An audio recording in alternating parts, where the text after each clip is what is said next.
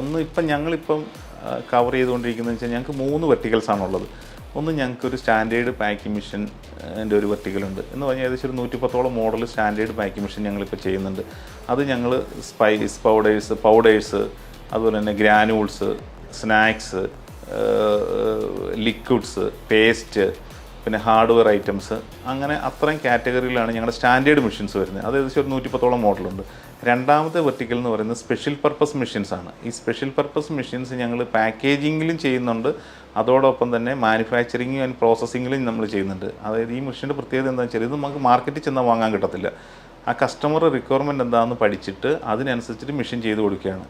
അതാണ് ഞങ്ങളുടെ ഒരു മെയിൻ ഏരിയ എന്ന് പറയുന്നത്. അതിലാണ് ഞങ്ങൾക്ക് ഏറ്റവും കൂടുതൽ ഓർഡറുകളും വന്നുകൊണ്ടിരിക്കുന്നത്.